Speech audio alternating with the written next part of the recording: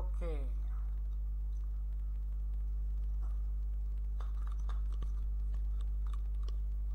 Assalamualaikum warahmatullahi wabarakatuh. Saya ucapkan selamat malam dan selamat bergabung buat teman-teman yang sudah online malam hari ini mengikuti kelas live kita ya. Melanjutkan materi kemarin, kelas kita hari ini temanya masih sama, yaitu elektronika untuk teknisi laptop ya. Masih seperti kemarin. Kalau kemarin saya bahas pengenalan tentang mainboardnya. Jadi kemarin kalau kita review ya, kemarin saya ada cerita tentang bagian-bagian kerja dari motherboard, kemudian sistem power supply, power regulator, ada linear regulator, dan ada juga yang namanya switching regulator. Nah, malam hari ini kita akan masuk ke lebih dalam. Jadi kita akan mulai belajar mengenal elektronik ya. Karena saya sadari ternyata banyak sekali teman-teman teknisi, baik yang sudah senior maupun yang baru mulai, ternyata pemahamannya tentang elektronika masih banyak kekeliruan. Dan alangkah baiknya apabila hal tersebut kita benahi terlebih dahulu. Ya, untuk itu saya mulai dari dasar. Kita mulai dari pengenalan komponen-komponen elektronika. Ya, malam hari ini bahasanya itu dan fokusnya adalah di resistor. Dan hanya resistor saja yang kita bahas. Komponen lain kita akan bahas di materi berikutnya. Kemarin saya cerita tentang motherboard. Motherboard itu adalah sebuah sirkuit elektronik ya. Nah, pertanyaannya, bagaimana sih cara kita memahami sistem kerja dari sirkuit elektronik?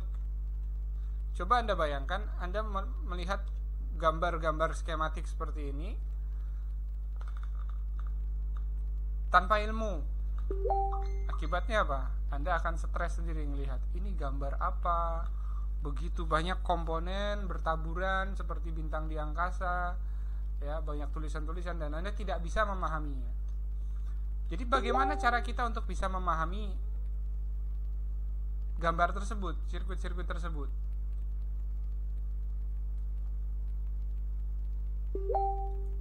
Ada 3 hal yang jadi kunci ya.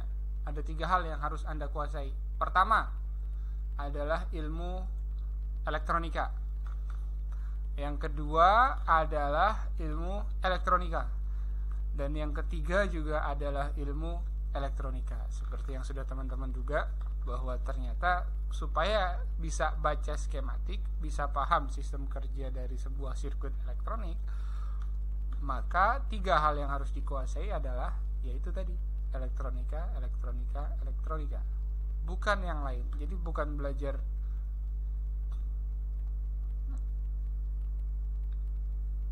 cara bikin masakan ya, yang dipelajari ya elektronika. Apalagi belajar perdukunan, banyak itu yang pengen bisa nyervis tapi belajarnya dukunan ya. Itu banyak yang terjadi. Semoga kita tidak termasuk orang-orang yang demikian. Oke, saya lanjutkan materinya. Jadi paham ya bahwa elektronika ini begitu pentingnya untuk teman-teman kuasai sebelum melangkah lebih jauh ke dalam industri reparasi. Tentunya yang pertama kali harus dikuasai, harus dipelajari dari bidang elektronika itu, kita belajar dulu komponen elektronik. Dan saya tidak ingin terlalu teoritis di materi kali ini, jadi kita mulai pengenalan dari fisik ya. Dan komponen pertama yang akan kita pelajari adalah resistor. Komponen elektronika itu ada banyak. Jadi teman-teman yang versi baru silakan pelajari di modul materi, di grup itu sudah ada resistor, kapasitor, dioda, transistor, MOSFET ya. Transistor MOSFET jadi satu. Kemudian ada power regulator, kemudian ada kelas LGA skematik 101.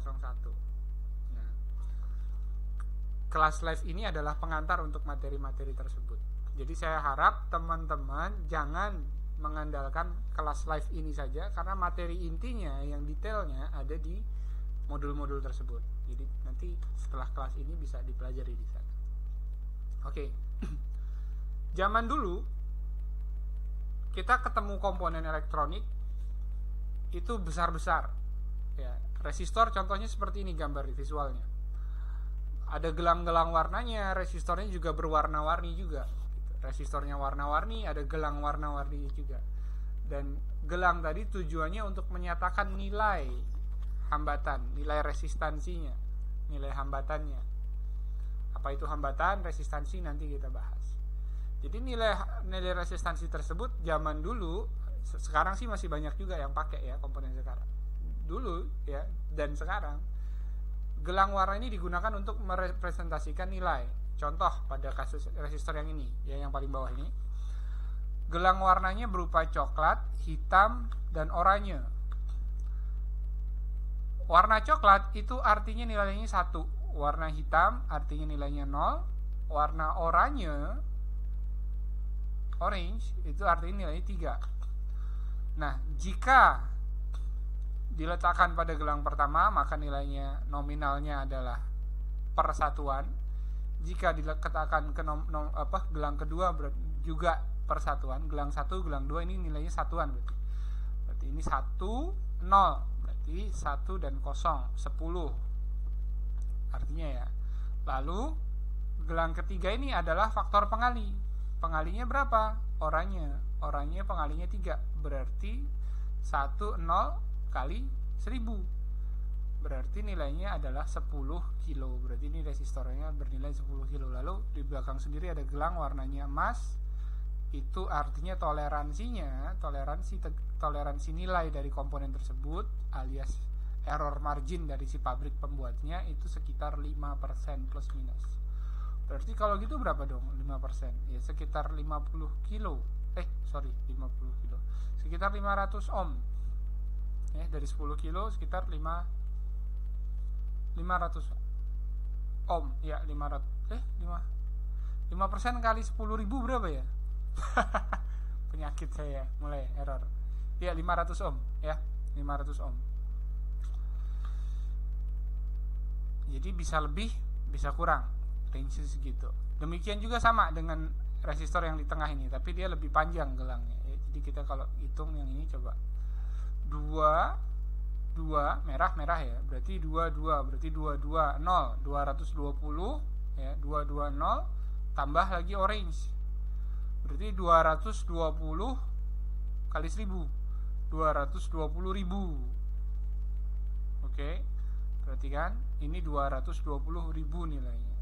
Dengan toleransi ini nggak jelas warnanya apa, nggak jelas. Lalu satu lagi nih oranye ungu, orange 3 ungu, itu violet 737 0. Lalu coklat 370 ohm. Nolnya 1 kan? 3700 atau 3,7 kilo, 3700. Ini resistor yang barusan kita lihat. Zaman dulu begini. Tapi tenang, di laptop kita nggak akan ketemu komponen seperti ini. Yang akan kita temui di laptop adalah komponen-komponen yang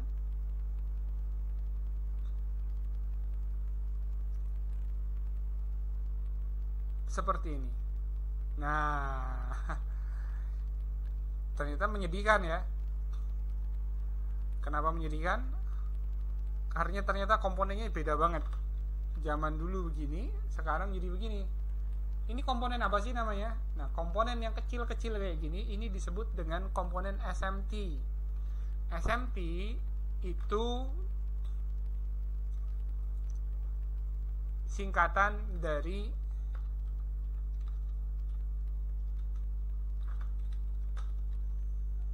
Small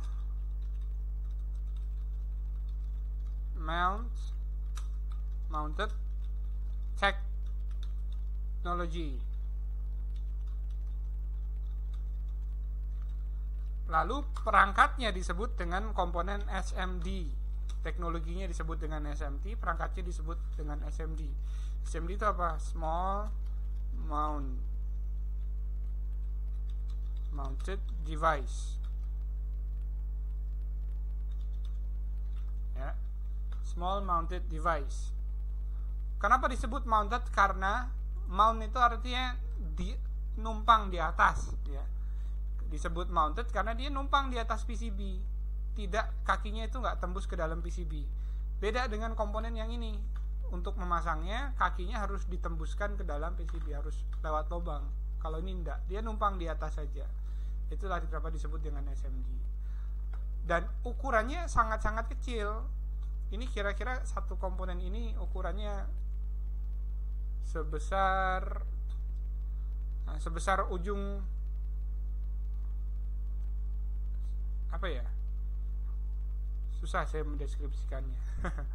Ya, kecil banget pokoknya. Kalau teman-teman biasa lihat kerikil pasir, ya. Nah, kurang lebih ukuran komponen ini sekitar 2-3 kali butir pasir lah. Atau mungkin 5 kali sampai 10, maksimal 10 kali butir pasir ukuran resistor itu. Itu kecil sekali. Karenanya tidak lagi layak andai kata menggunakan sistem pewarnaan untuk memberikan penanda nilai. Lalu digunakanlah angka. Dan ini memudahkan kita. Aturan mainnya sama. Komponen yang seperti ini mudah kita bacanya. Contoh seperti ini. 103 berarti ini 10, lalu 0-nya ada 3. 10, 0-nya 3. Berapa? Berarti 10 tambah 03 10 kilo, berarti ini nilainya 10 kilo ohm. Lalu ada di sini 473 berarti 47 kilo, 47.000. 1000 itu 1 kilo. Di sini ada 101 berarti nilainya 100 ohm. Ada 102 berarti 1 kilo ohm atau 10 tambah 02 1000. Ada lagi 752 berarti 7500 7,5 kilo, 7500 ohm. Nah, ini komponen-komponen resistor SMT. Ada juga yang di sini kita lihat adalah komponen yang bentuknya satuan. Nanti kita akan juga ketemu resistor yang paralel seperti ini. Ini namanya disebut resistor pack biasanya sebutnya, atau kodenya RN atau RP. Ini nilai ada dalam satu pack ini, kalau kita lihat ada 1, 2, 3, 4. Berarti terdapat 4 resistor dengan nilai yang sama dalam satu wadah, dalam satu kemasan.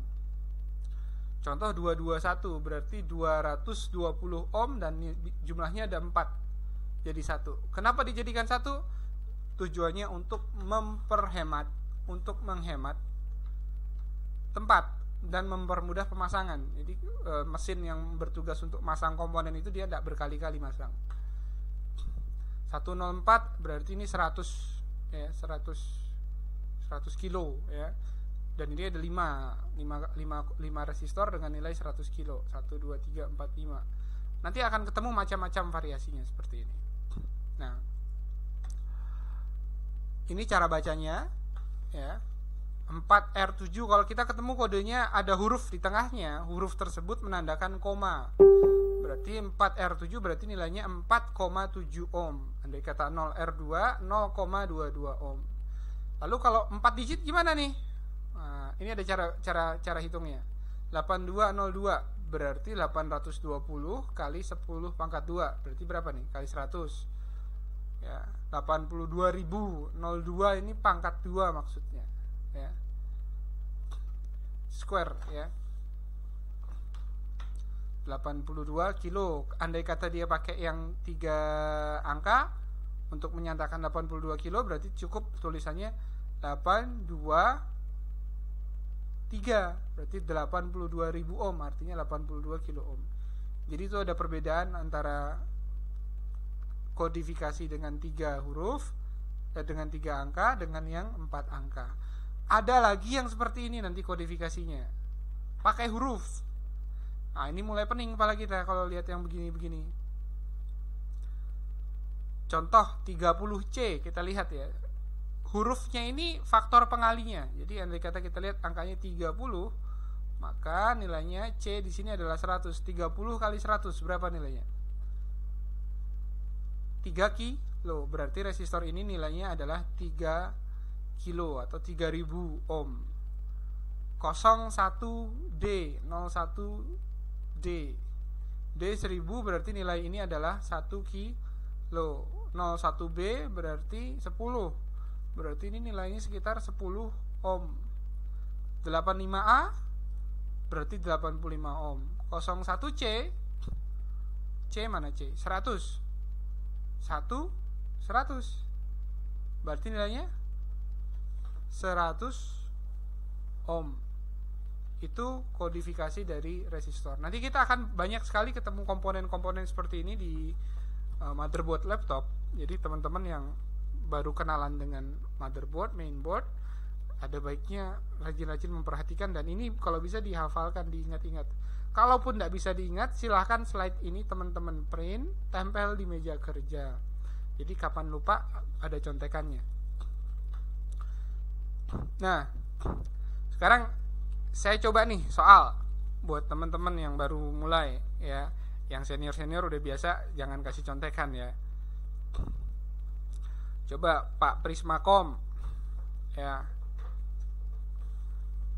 Pak Prismakom,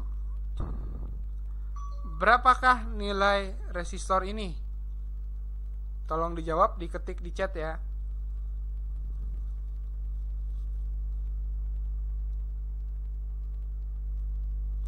Halo, adakah di sana? Oke. Berapa nilai resistor tersebut?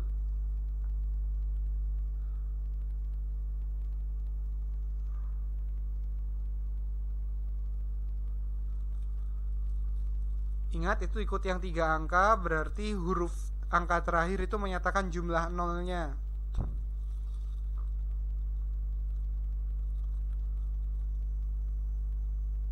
Angka terakhir menyatakan jumlah 0. Berapa Pak Prismakom?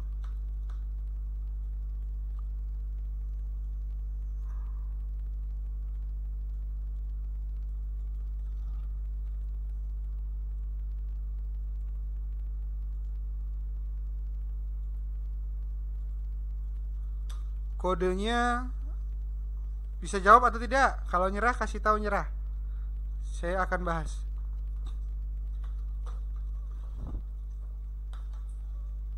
Oke.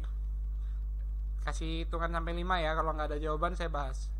1, 2, 3, 4, 5. Oke, saya bahas kalau begitu, nggak usah dijawab. Kodenya 222. Artinya nilai pertama adalah 22 dikali nolnya 2, berarti 100 kan, kali 100 sama dengan 2200. Berarti nilai lainnya adalah sama dengan 2,2 kilo ohm ya, 2,2 kilo ohm ini nilainya. Lalu 00 berapa? Berarti 0 ohm, gitu saja. Oke ya. Ini adalah resistor SMD, cara membacanya dan bagaimana kita mengenalinya. Ingat tadi ada banyak standar untuk sistem kodifikasi ya. Setidaknya kita kenal ada 1, ini yang pertama, yang kedua yang 4 angka, lalu yang ketiga yang pakai huruf ya.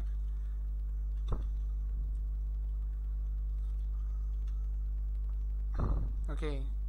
Kalau teman-teman hafal ini akan memudahkan dalam pencarian komponen. Jadi nggak perlu lihat skema lagi gitu. Kalau lihat komponen nilainya sekian, ukur langsung saja, sudah tahu nilai yang seharusnya berapa. Biasanya kan mau cari nilai komponen harus lihat skema dulu atau cari perbandingan. Kode ini nilainya berapa ya? Nah, itu kalau ini bisa ingat akan lebih mudah. Oke, itu cukup sedikit pengenalan tentang fisiknya resistor yang ada di perangkat elektronika digital, yaitu komponen SMT resistor ya. Sekarang saya bahas. Dari tadi bahas resistor. Apa sih resistor itu sebenarnya? Resistor itu nama bendanya, ya. Resistor itu nama benda, jadi benda yang nilai hambatannya diatur, diset atau ditetapkan sedemikian sehingga nilainya jadi tertentu sesuai dengan kemauan yang bikin. Itu namanya resistor, ya. Lalu sifat dia menghambat itu disebut dengan resistansi. Nah, ada juga istilah lainnya yaitu disebut dengan impedansi. Apa bedanya resistansi dengan impedansi? Resistansi itu hambatan, atau resistansi adalah kemampuan suatu benda untuk menahan aliran arus listrik. Ini definisinya resistansi secara elektronik, ya. Jadi kemampuan suatu benda. Jadi kemampuan suatu benda ini perlu digarisbawahi. Artinya bisa benda apapun punya resistansi, punya sifat tersebut. Kemampuan suatu benda untuk menahan aliran arus listrik. Kalau gitu badan kita juga punya resistansi. Betul, badan kita punya resistansi. Kayu punya resistansi. Plastik punya resistansi. Kaca pun punya resistansi. Kalau kaca nggak punya, silika nggak punya, dia non konduktif.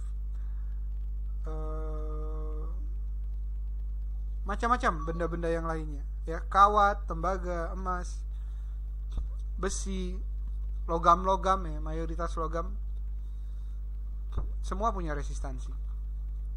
Jadi tidak harus resistor, bahkan kawat tembaga yang digunakan untuk kabel itu pun bersifat resistif. Ada resistansinya di dalamnya. Bedanya kalau resistor adalah nilai resistansinya memang disetting gitu.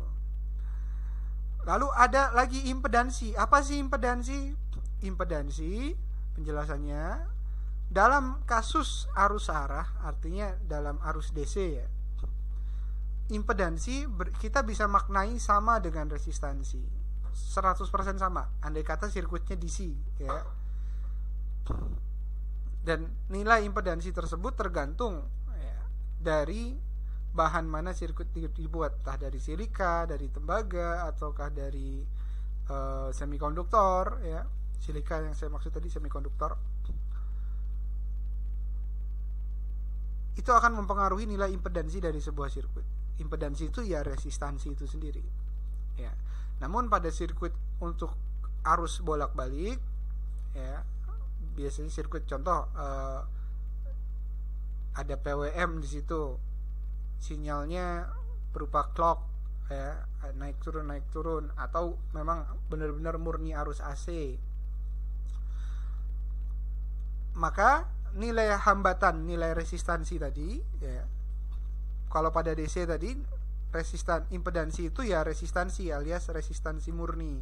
Sedangkan pada sirkuit AC nilai resistansi tadi akan dipengaruhi oleh dua variabel tambahan, yaitu kapasitansi dan induktansi. Induktansi ini dipengaruhi oleh sifat elektromagnetik dari bahan, ya, konduktor yang digunakan. Sedangkan kapasitansi itu lebih dipengaruhi oleh tata letak sirkuit, ya. Jadi ketika ada dua elektroda berdekatan, maka di tengah-tengahnya terbentuk medan listrik, dan itu membentuk kapasitor, ya. Disebut kapasitansi dan induktansi. Induktansinya adalah sifat elektromagnetik dari konduktor yang digunakan, penghantar yang digunakan. Lalu di laptop yang kita pikirkan yang mana? Yang kita pikirkan impedansi adalah sama dengan resistansi, tanpa Anda pikirkan kapasitansi dan induktansi. Itu lupakan saja, ya. Karena analisis AC kita tidak gunakan. Untuk elektronika digital, 99% analisis yang digunakan mengacu ke analisis DC. Jadi kita perlakukan sirkuit itu keseluruhan seperti diperlakukan sebagai sirkuit dengan arus arah, meskipun ada clock dan sebagainya, ya.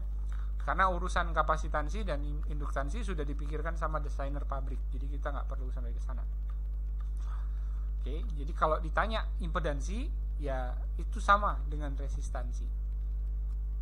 Oke, lalu apa fungsi resistansi? Nah, kemarin saya sempat bahas. Pertama, menghambat arus. dan membagi tegangan, ya. Saya tidak bilang menghambat arus atau membagi tegangan, ya. Di sini dituliskan fungsi resistansi, sifat dari resistansi itu pertama dia menghambat arus sekaligus dan di sini membagi tegangan. Jadi ketika arus terhambat, maka otomatis tegangan akan terbagi. Pertama, jika tegangan terbagi, maka arusnya pasti terhambat. Ini dua hal ini sekaligus bersamaan, ya, nggak terpisah. Kalau tegangannya terbagi, berarti terbaginya tegangan itu akibat terhambatnya arus. Kalau arusnya mengecil, pasti karena terjadi pembagian tegangan, ya, karena hukum Ohmnya bilang, ya, energi listrik terdiri dari dua elemen, yaitu tegangan dan arus. Tegangan dapat dimaknai sebagai tekanan. Semakin besar beda tegangan, maka arus yang mengalir semakin besar. Dan resistansi adalah hambatan yang menahan aliran arus listrik. Hukum Ohm bilang seperti ini.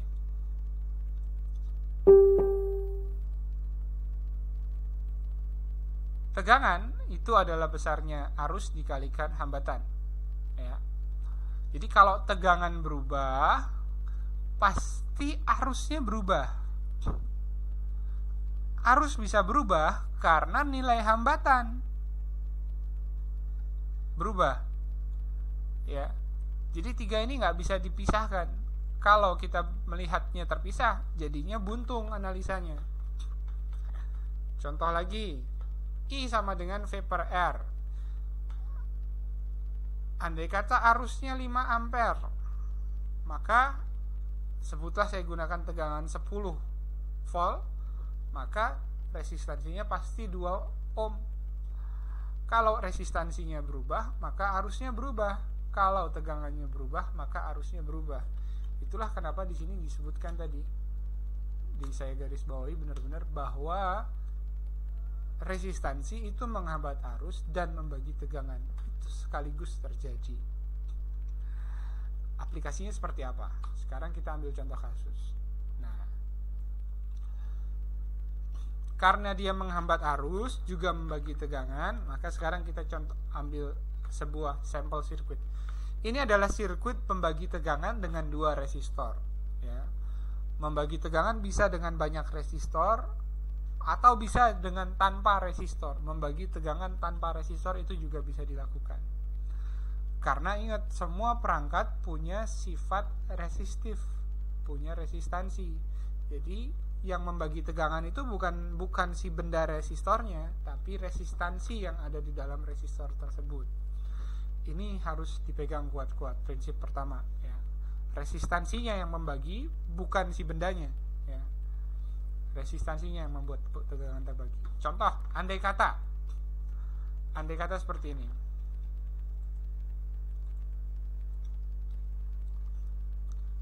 Kita pakai contoh kasus seperti ini.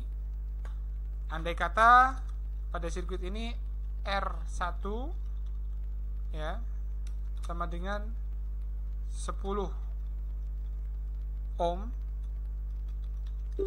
lalu R2 sama dengan 10 ohm,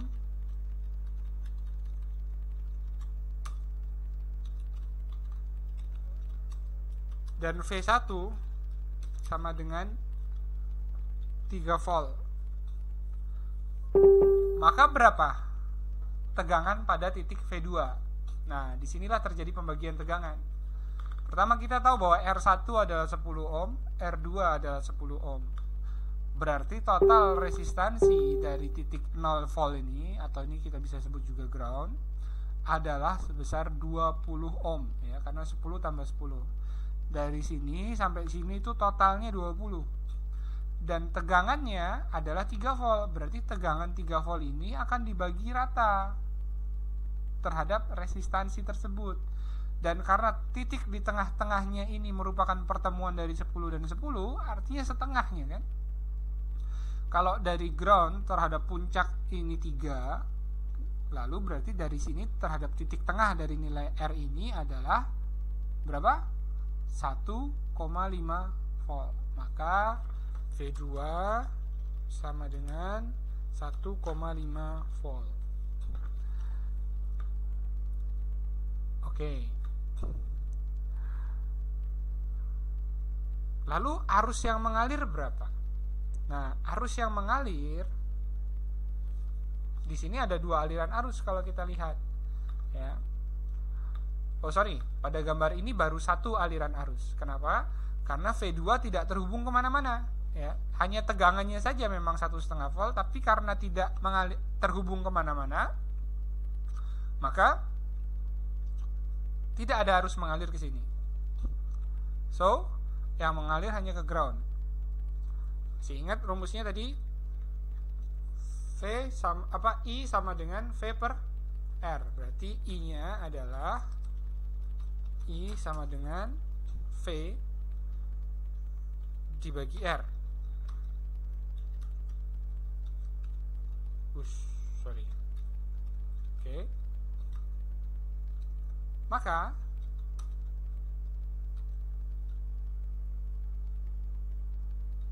I sama dengan total R-nya berapa? 20, R1 plus R2. Ini yang mengalir arusnya kan ke ground ya, ke 0 volt. Ngalir dari V1 ke 0 V. Berarti V-nya adalah 3 volt dibagi 10 ohm. Ya, 10 ohm itu bisa disebut, umumnya sering ditulis begini, 10 R, ya. Karena nulis ohm itu kelamaan dan lambang ohm itu tidak ada di keyboard, ya. 3 volt dibagi 10 ohm, ya. Bacanya begitu. Hasilnya adalah I sama dengan, ya, 3 bagi 10, 0,3 ampere. Itu besar arus yang mengalir dari R1 melewati R2 menuju ke 0V. Besar arusnya adalah 0,3 ampere. Tegangan terbagi pada titik ini. Kalau di sini berapa? Ya ini 0 karena di sini ground. 0, 1,5, lalu 3. Andai kata seperti ini.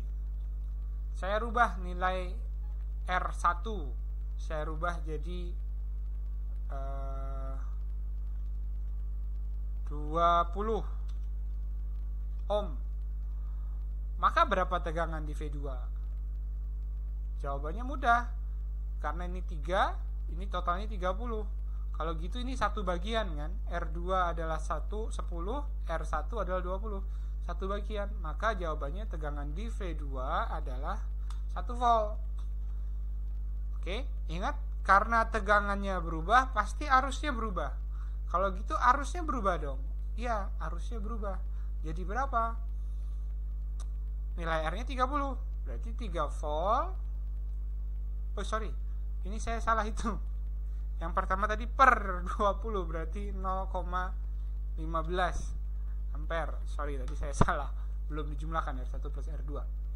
Ya. Ini R total, harus disebutnya R total. Ya.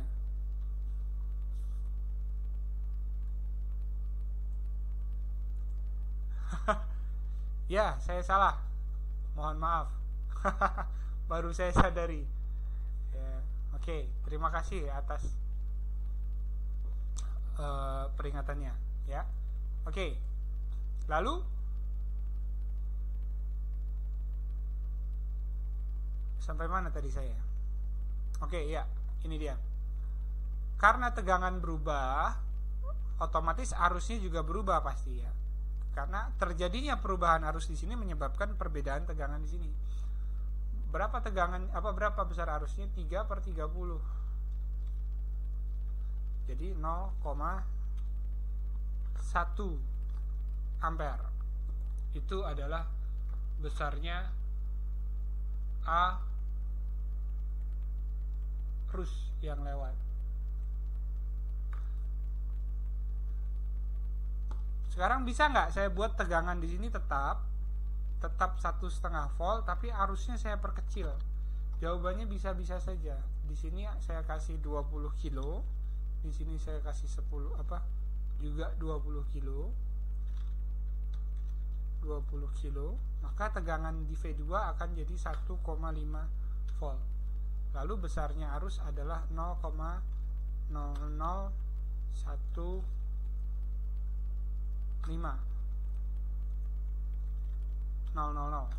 Itu dia.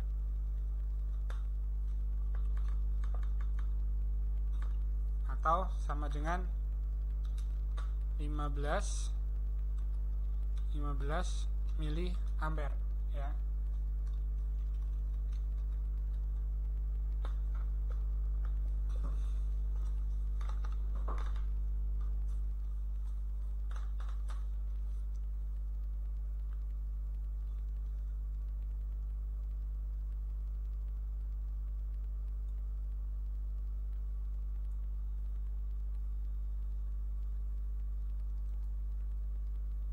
Sorry, mikroampere ya. 1 kali 10 pangkat min 1, 2, 3 4, 5 ya, mikroampere, 15 mikroampere. Itu besarnya arus ya. Jadi tegangan ini bisa diatur sesuka hati dengan cara merubah nilai resistansi tadi. Tapi besar kecilnya resistor yang digunakan akan mempengaruhi arus yang mengalir. Ya. Andai kata arusnya kecil, berarti tegangan di sini tidak boleh dibebani besar-besar. Ini adalah contoh yang pertama. Nah, lalu contoh yang kedua. Nah, ini teman-teman pasti sering ketemu kondisi yang seperti ini, yaitu kondisi di mana contoh power supply ketemu tegangan yang short, titik yang sirkuit yang jalurnya short. Ketika di power supply-nya dihubungkan ke sana, tadinya tegangannya sebutlah 7 volt, power supply-nya turun tegangannya jadi 0. Apa sebabnya? Sebabnya adalah karena tegangan power supply terbagi terhadap si beban yang disuntik. Contoh kasus begini, tegangan masuknya 12 volt, R1 50 ohm, R2 50 ohm, maka tegangan pada X itu otomatis 6 volt ya. Mudah saja 6 volt. Lalu apa yang terjadi saat beban dimasukin ya, beban dipasang? Karena impedansi output dari sirkuit ini adalah sebesar 50 ohm, perhatikan dari sini keluar ke sini itu sebesar 50 ohm. Tegangannya ada di sini tadi 6 volt ya. Kemudian dipasangi beban, terparalel lah antara ini dengan ini. Jadi dia setara nilainya 25 ohm. 25 ohm lawan 50. Hasilnya 4 volt. Tegangannya ngedrop. Gitu. Jadi bagaimana caranya supaya ndak ngedrop? Tegangan di sini gimana caranya supaya ndak turun jadi 4, tetap di 6 volt? Gimana caranya? Caranya ya bebannya dibesarkan, jangan pakai yang 50 ohm. Pakailah yang nilainya kira-kira berapa? 500 ohm. 500 ohm itu nggak terlalu ngedrop. Kita boleh coba kasih hitung ya. Saya kasih simulasi perubahan tegangan terhadap beban ya. Besar kecilnya beban yang akan berpengaruh terhadap tegangan. Ini penting untuk difahami bagian ini. View standar saja. Contoh,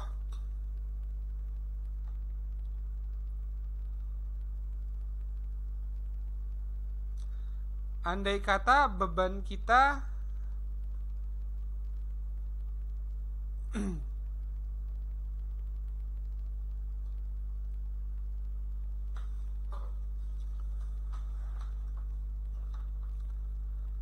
andai kata saya pakai 500 ohm ya, berarti nilainya adalah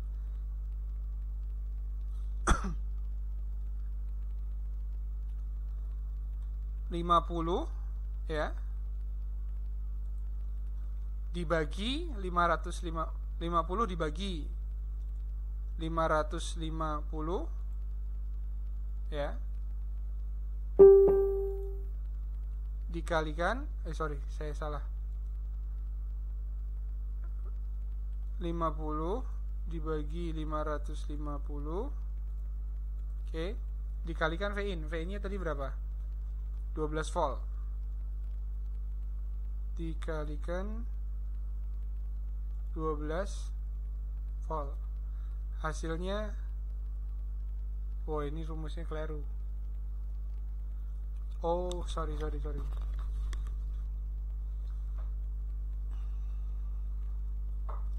saya jadi error hitungannya?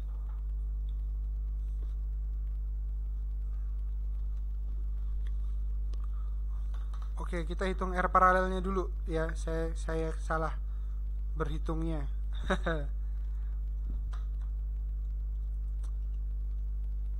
Kita keluarkan tools saja karena hitungannya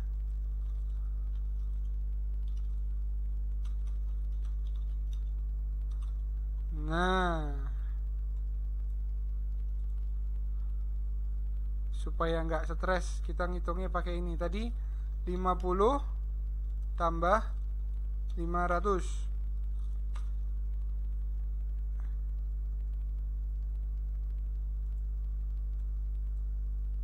45,45. Oke, itu kita dapatkan hasilnya. Andai kata hasilnya seperti itu, ya. Andai kata di sini 500, maka hasilnya adalah, saya kasih datanya dulu. Andai kata RL sama dengan 500, RL, ya, RL sama dengan 500 ohm. Andai kata bebannya 500 ohm, maka kita akan hitung berapa pengaruhnya terhadap tegangan pada output di sini. Jika RL-nya 500 ohm, maka RP-nya, R paralel antara R2 dengan RL itu sama dengan, tadi hasilnya adalah 45,45. RP sama dengan 45,45, ya, itu nilainya. Maka tegangan pada X adalah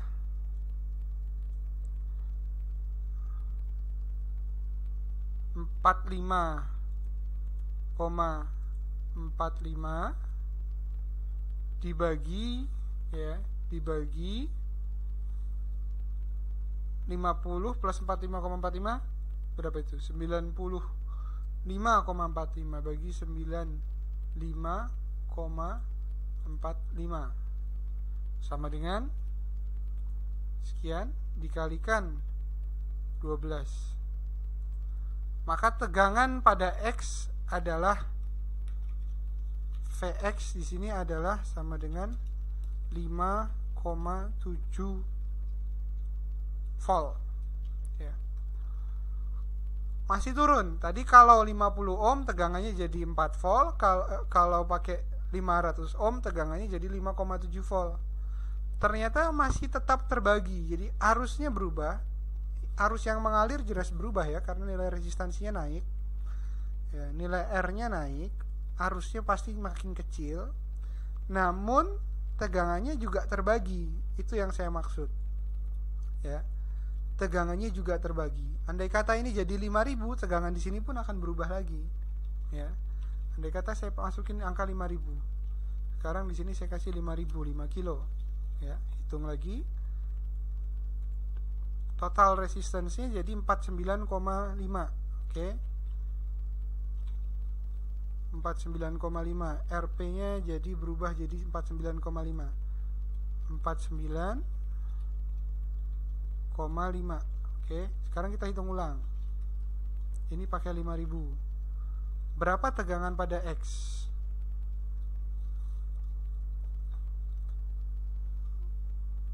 Kurang lebih 5,9 sekian ya. 5,95 berapa gitu.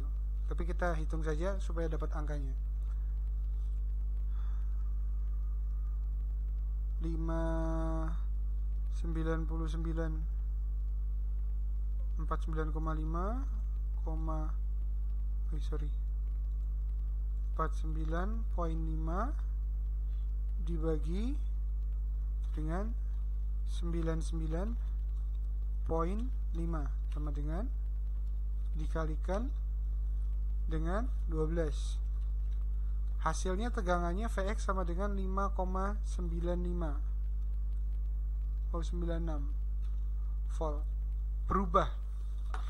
Nah, ini yang sering teman-teman para teknisi ya nggak sadari bahwa ternyata nilai tegangan itu akan selalu berubah sesuai dengan besar kecilnya beban. Itu yang terjadi sebenarnya.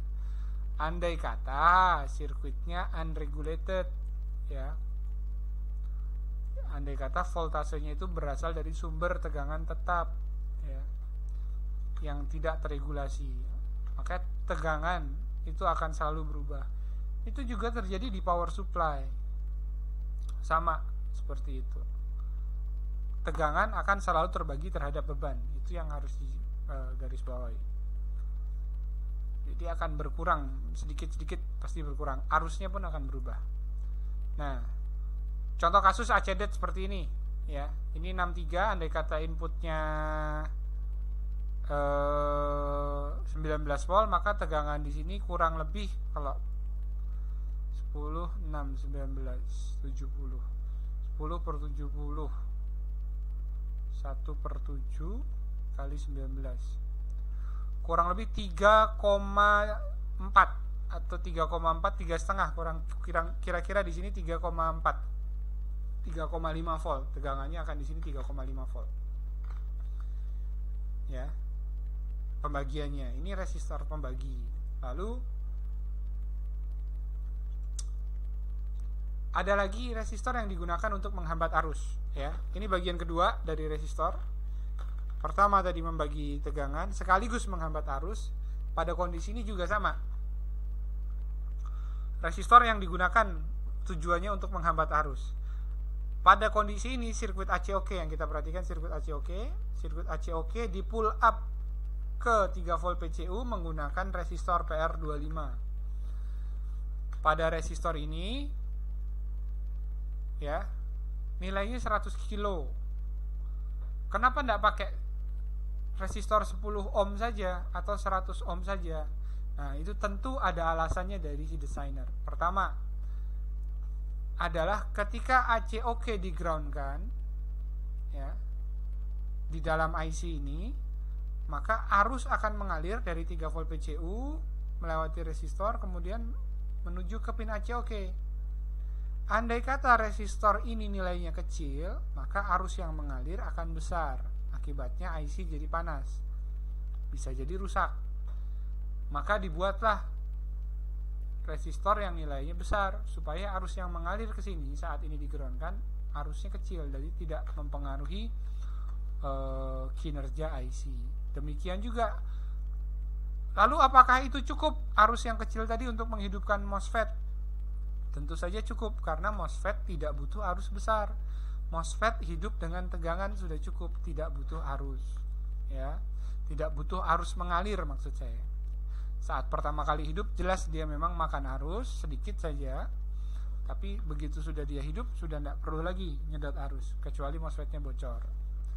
Demikian juga PR24 ini fungsinya sama, untuk menghambat arus. Andai kata saat ACOK di sini nilainya high 3 volt di sini, MOSFET ini hidup, akibatnya tegangan 3 volt PCU akan dibuang ke ground melalui MOSFET.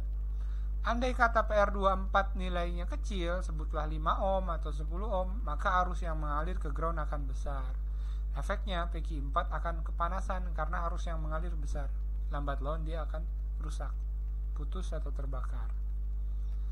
Itu di sini nilai resistansi ini jadi memang sengaja difungsikan untuk menghambat arus.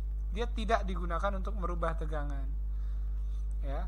Apakah tegangannya berubah? Sebenarnya dari 3 VPCU keluar di sini sudah berubah, nilainya sudah geser ketika AC-in ada beban. Ya. Ketika ada beban di sini, ya, ada beban di jalur AC-in, maka tegangan di sini akan berubah. gitu. Nah, sirkuit-sirkuit jalur-jalur seperti ini disebut dengan sirkuit dengan impedansi tinggi. Kenapa disebut impedansi tinggi? Karena nilai hambatannya terhadap ground itu sangat-sangat besar. Contoh, makanya 3 VPCU, andaikan di sini 100 kilo, lalu impedansi di sini 2 mega, 2 juta. 100 kilo terhadap 2 juta, maka dia nggak terpengaruh, nggak tegangannya nggak akan jatuh banyak gitu. Andai kata impedansinya rendah, maka tegangan di sini pasti akan rendah nilainya. Terbagi antara sirkuit ini terhadap ini. Jadi kalau kita lihat sirkuit ini contoh di sini 3 volt, lalu Anda ukur di sini nilainya 2 volt, pasti ada kebocoran. Ya. Bocor di mana? Bisa di MOSFET, bisa di IC atau di PCB-nya, jalurnya ini sendiri yang bocor terhadap ground. Kalau di sini 3 volt, maka di sini harus 3 volt karena berdasarkan desain sirkuit ini adalah impedansinya besar. Jadi 3 volt di sini, 3 volt juga di sini. Tapi angkanya pasti beda.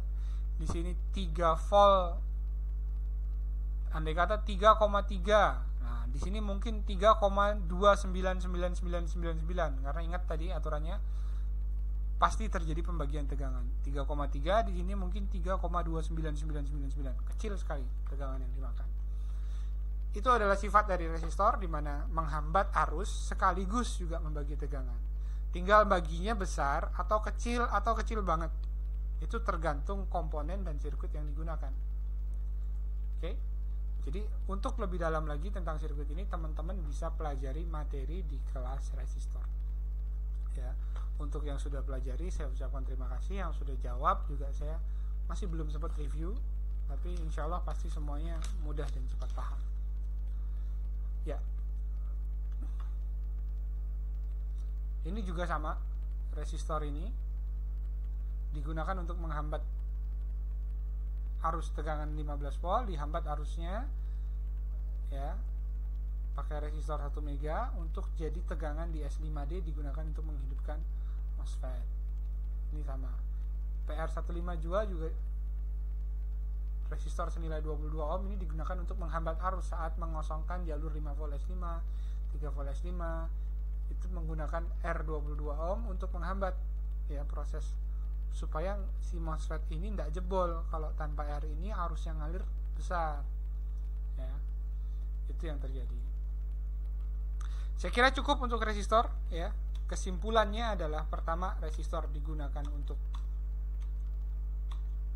ini tadi menghambat arus dan membagi tegangan. Rumusnya gunakan hukum Ohm dan penerapannya akan sangat luas nantinya resistor ini.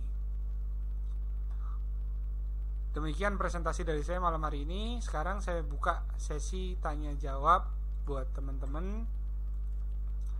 Saya harapkan andai kata ada pertanyaan,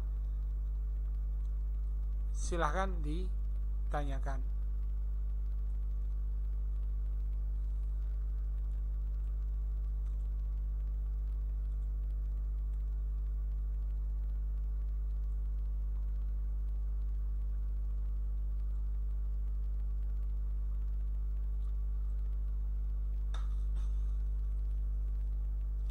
Silakan yang mau bertanya untuk resistor. Nanti untuk materi lebih dalamnya ada di dalam modul di kelas. Saya persilakan Pak Prismakom Niaga, silakan mau bertanya. Pak Zaka, Bapak Asrodi, Pak Fakhri, Pak Hendra.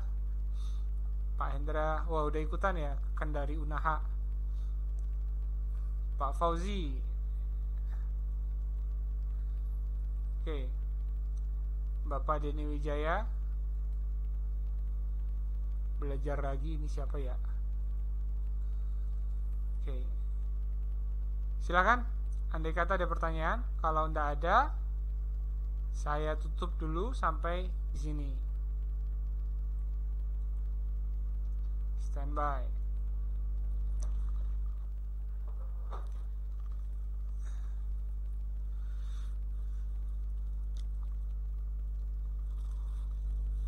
Kalau nggak ada, saya tutup. Atau mau saya yang tanya?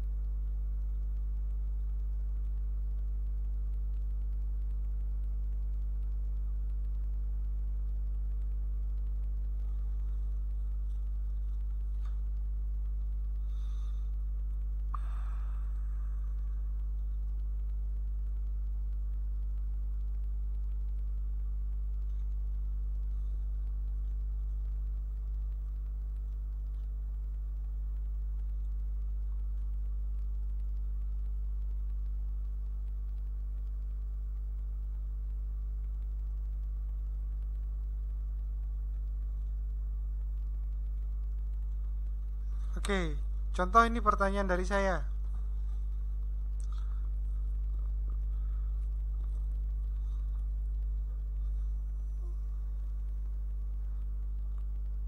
Andai kata VDD di sini nilainya adalah 5 volt, maka berapa tegangan di AC-in? Ya, berapa tegangan di AC-in? Saya tanya berapa tegangan di AC-in tanpa beban, ya, AC-in tanpa beban, AC-in open circuit. Lalu pertanyaan kedua, berapa tegangan di PAC-in?